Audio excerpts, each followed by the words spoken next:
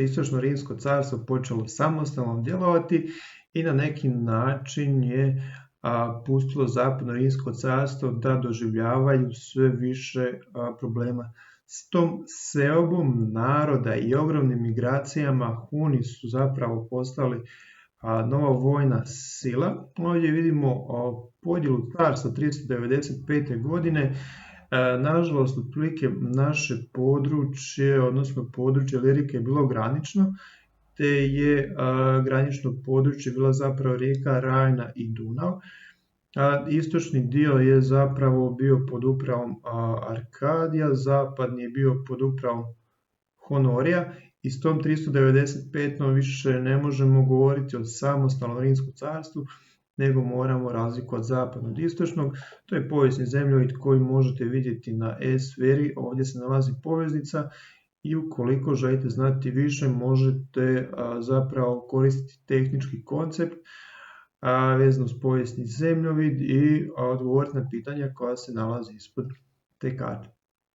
Ono što se kasnije događalo zapravo više govori udžbenik iz Alfe, a to možemo reći jednostavni termin zovu pljačke, koje su krenule zapravo sa Hunima. Atilu moramo tu raščlaniti i na neki način razlikovati s obzirom na prethodnike. Atila je s Bledom vladao, Bled je bio njegov brat, od 434. su zajedno vladali i Atila praktično, barem prema nekim kartama, vlada cijelim područjem od Urala, te imao manje ili više stabilne saveze sa svim plemenima koji su se ovdje nalazili.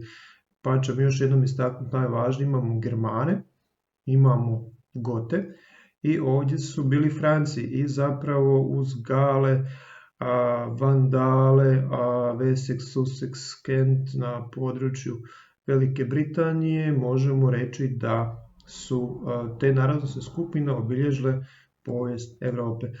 Dolazi vrijeme Atile, njegov nadimak koji je ostao zapamćen zapravo povijest do današnjih dana je da je bič Božji.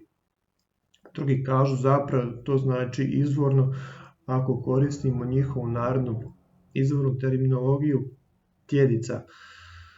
On je rođen najvjerojatnije 400. godine, ne zna se točno kada, živio je do 453. godine, bio je suvladar sa bratom svojih nekih 10-ak godina.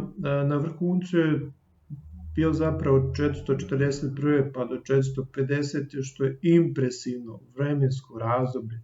10 godina je dominirao zapravo sa europskim kontinentom. Ovo je ružan pojam, ali objašnjava taj princip Huna, to je reketarenje. Ono što ćemo kasnije dobiti iz tog pojma je danak, porez, sporazumno, odšteta ili nešto slično. Huni su počeli dobivati marketing na način da Atila sam po sebi nije bio toliko loš i krvoločan vladar, čak su postale nekakve teze o kanibalizmu. Međutim, Atila je svjesno s tim strašnim pristupom ratovanja želio spriječiti svaki idući rat. Zašto? Zato što je želio na taj način sa strašnom propagandom zavladati tim područjem i na neki način uspostaviti mir. I u konačnici imao dobru ideju da sa svakim idućim ratom koji je bio sve strašniji spriječi nastavak ratovanja i uspio zapravo prisiliti Istočno Rimsko carstvo da mu daju ogromne količine novca tijekom tog razdoblja. Podaci koji se spominju su istinu različiti, te se spominje iznos od 700 funti zlata, pa čak do 6000 funti zlata.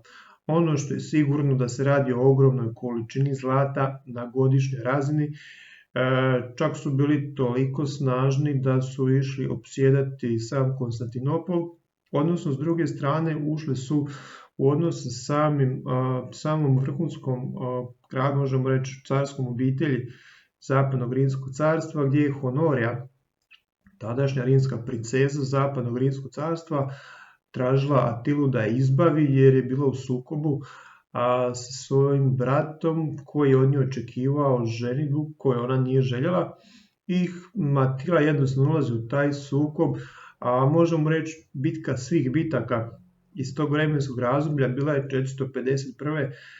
Na Katalonskom polju, to je bilo otprilike područje Francuske, iako postoji danas dvojbe na kojem je to točno mjestu bilo unutar Francuske. Navodno Huni sa sobom vode negdje oko 200.000 vojnika i navodno je Ecije, vojskovođa svih vojskovođa tog razdoblja, pustio Hune da prežive.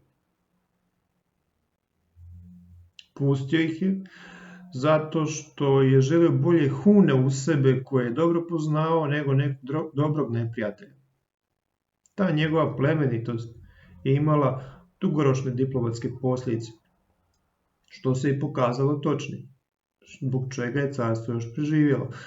Kasnije se događa smrt zapravo Atile 453. godine, njegovih 6 sinova, jedan se zvao Atila II. I možemo reći da Romulo Augustus je bio posljednji car zapadnog Rimskog carstva, znak koji časti odakar je poslao na istok u Konstantinopol Juliju Nepot. Ono što od vas očekujem zapravo je da recimo učenici koji imaju primjereni program, a ovo je dovoljno aktivno za njih, da odu na internet stranicu koja je označena na ovom linku i preuzmu izvornu, možemo reći, izvorni povijesni zemljovid. Ovo je zaštićena verzija povijesnog zemljovida i na njemu zapravo ucrtaju Germane. Moja sugestija je da pokušaju zapravo pronaći Rajnu i Dunav, na drugom povijesnom zemljovidu s obzirom na to upisati u kojem god programu hoće termin Germana gdje bi se oni mogli nalaziti, to meni pošalju u digitalnom obliku. Od ostalih učenika također, osim prethodnog zadatka, bih volio da mi napravi onu mapu od propasti zapadnog Rimskog carstva. To ćemo napraviti na portalu koji se nalazi na ovoj poveznici, trebate se prijaviti. Nadam se da nećete imati problema prilikom prijave i izaberite sami količinu ključnih pojmova i količinu podpojmova. Bitno je zapravo da vam služi kao pomoć prilikom podsjećanja i to vi možete također poslati u digitalnom obliku. Ukoliko koristite računalo, onda napravite to pomoću tipke print screen, ubacite u program Paint ili bojanje. Ukoliko koristite mobitel, napravite screenshot, pošaljete mi te dvije slike i zadatak je izvrsno obavljen. Hvala lijepo na suradnji, do iduće nastavne jedinice.